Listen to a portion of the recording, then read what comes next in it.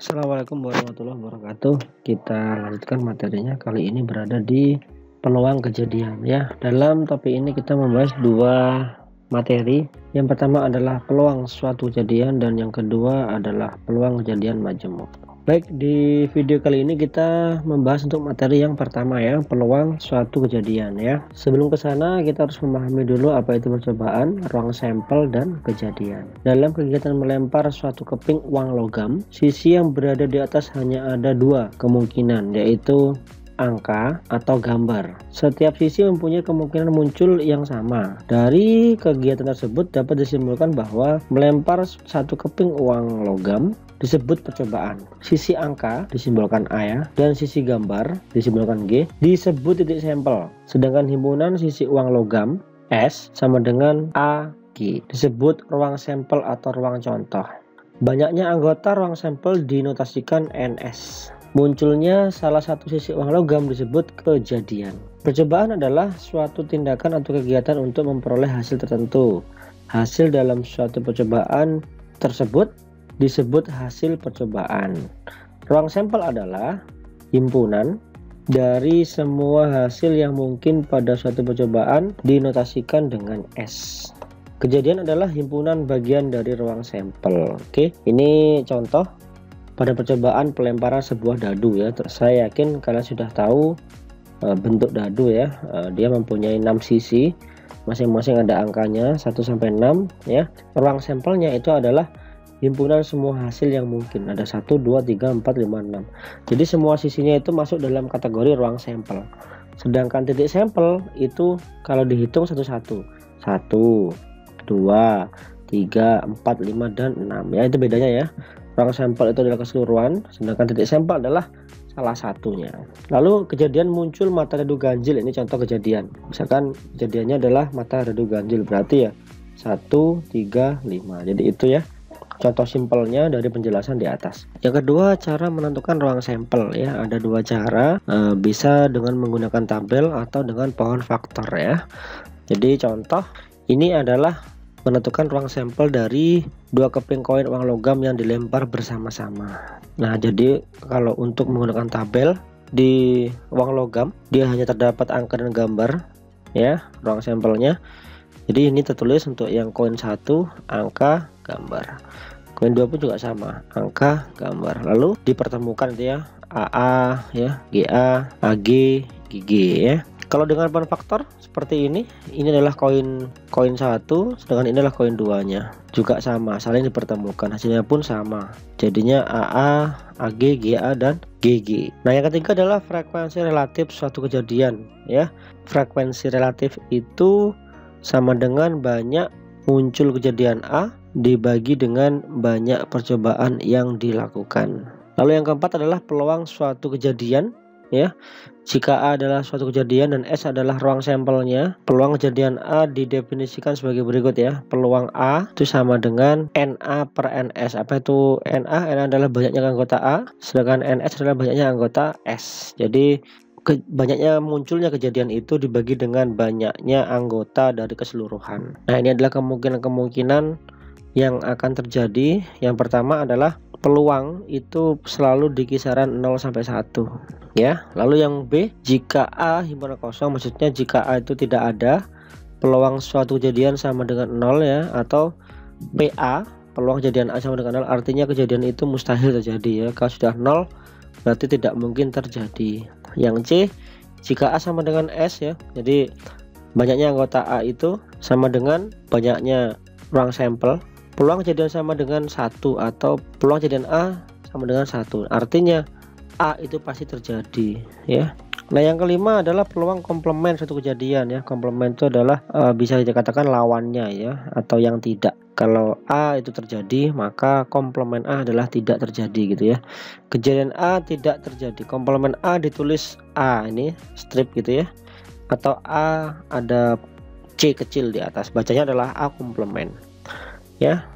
Atau peluang kejadian A komplement itu sama dengan 1 dikurangi peluang kejadian A, atau peluang kejadian A ditambah peluang kejadian A komplement itu sama dengan 1.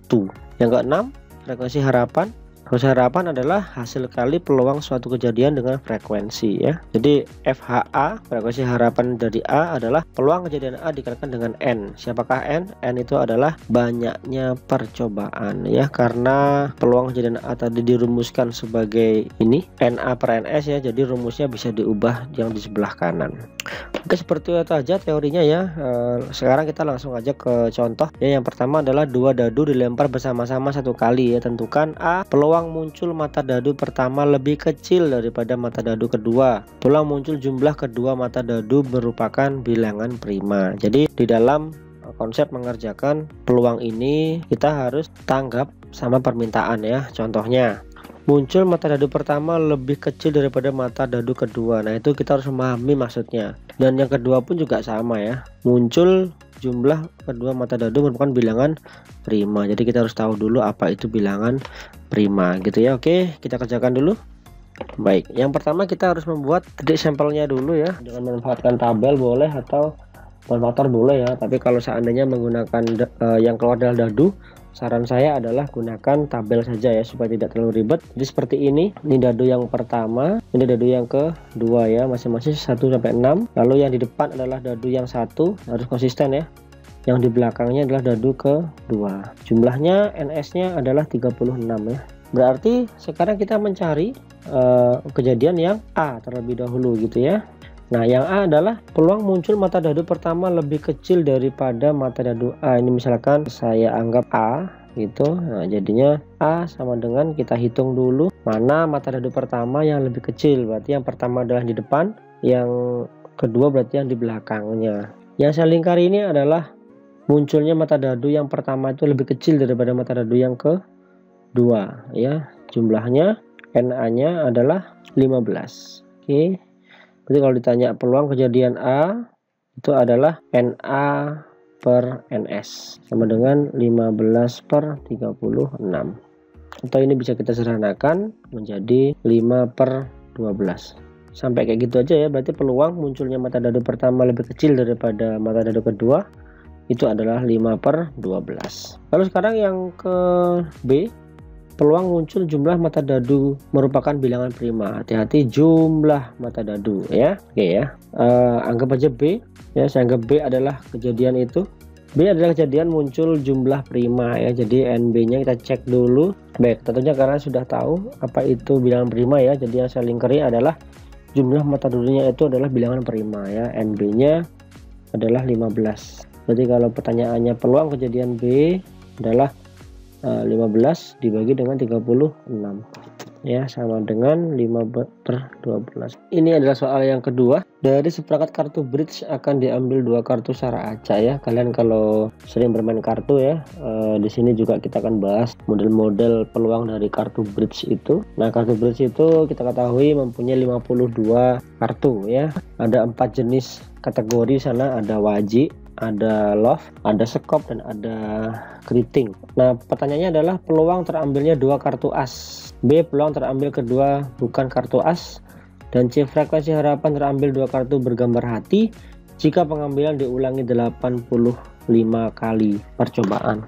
Nah, yang pertama kita harus mencari dulu NS ya, karena diambil 2 kartu secara acak, jadi mengambil 2 dari 52 kartu. Jadi ada 52 kartu ya, NS-nya berarti kombinasi 2 dari 52 ya. Masih ingat ya materi ini di video-video sebelumnya. Baik, seperti itu, dan hasilnya adalah 1326.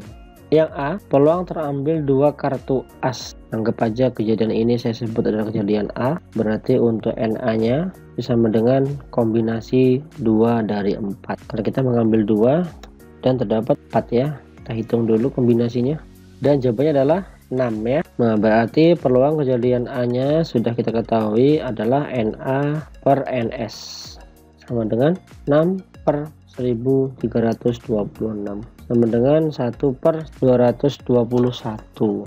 Lalu pertanyaan yang B adalah peluang terambil keduanya bukan kartu as ya. Karena ini bukan kartu as, pertanyaan yang B ini mengarah ke komplement dari A ya, karena bukan kartu as. Itu artinya kita bisa mengerjakannya dengan memanfaatkan rumus peluang kejadian A dengan peluang kejadian komplementnya ya, 1 dikurangi 1/221, berarti yang bukan adalah 220/221. Pertanyaannya C adalah frekuensi harapan ya, terambilnya 2 kartu bergambar hati. Kita tahu gambar love-nya itu ada 13 ya, dan pengambilan diulangi sebanyak 85 kali percobaan. Kalau seandainya kejadian ini saya sebut adalah kejadian C, ya berarti kita cari dulu NC-nya. Nah, NC adalah kita mengambil 2 dari 13. Kenapa kok 13? Karena banyaknya kartu bergambar hati itu ada 13. Kita hitung. Ya, hasilnya adalah 78. Jadi bisa kita hitung ya peluang kejadian C-nya ini. Nah, NC-nya 78, NS-nya 1326. Ini sama dengan 13/221. N-nya itu sama dengan 85. Kalau kita mencari frekuensi harapan dari kejadian C, berarti peluang kejadian C sendiri dikalikan dengan N sama dengan 5. Ya. Jadi frekuensi harapan terambil 2 kartu bergambar hati adalah 5 kali. Nah, ini adalah contoh yang nomor 3, sebuah kantong berisi 6 kelereng merah, 4 kelereng biru, dan 5 kelereng hijau. Dari kantong tersebut akan diambil 3 kelereng sekaligus. Tentukan peluang yang terambil. A, ketiganya kelereng hijau. B, 2 kelereng merah dan 1 kelereng biru. Oke, kita analisa dulu ya. Merah saya sebut M, ya. Kelereng merahnya ada 6.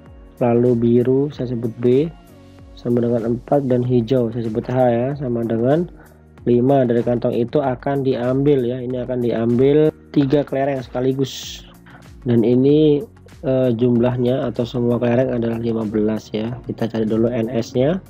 NS-nya berarti kita mengambil 3 dari 15, berarti kombinasi 3 dari 15. Nah, dan hasilnya adalah 455. Ini adalah NS-nya. Lalu pertanyaan yang pertama tadi adalah terambil ketiganya adalah hijau. Ya, kita tahu di sana jumlah hijaunya tadi adalah ada 5, sedangkan akan diambil 3 sekaligus. Oleh karena itu untuk mencari NH adalah kombinasi 3 dari 5. Kita hitung dulu kombinasinya. Hasilnya adalah 10 ya. Lalu peluang kejadian H adalah NH dibagi dengan NS. NH-nya adalah 10, NS-nya adalah 455. Jadi hasilnya sama dengan 2/91. Jadi peluang terambil ketiganya kelereng hijau adalah 2/91. Lalu yang B adalah permintaannya kejadian terambil 2 kelereng merah dan 1 kelereng hijau ya.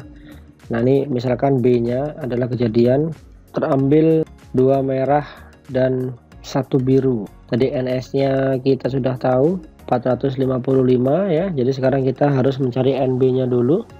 Nah, NB ini karena yang dicari adalah 2 merah 1 biru ya. Tadi kita sudah mengetahui kelereng merahnya ada 6, sedangkan birunya ada 4. Karena akan diambil kelereng 2 merah dan ini ada 6. Oleh karena itu kombinasi 2 dari 6 ya, ini dikali dengan yang biru ya, birunya diambil 1 dari 4 ya. Jadi kita harus hitung kombinasinya. Hasilnya adalah 60. Jadi kalau kita mencari peluang kejadian B-nya berarti NB dibagi dengan NS. 60 dibagi dengan 455. Oke. Hasil akhirnya menjadi 12/91 ya. Jadi seperti itu cara mengerjakan peluang suatu kejadian ya. Sampai di sini dulu video kali ini. Terima kasih, selamat belajar.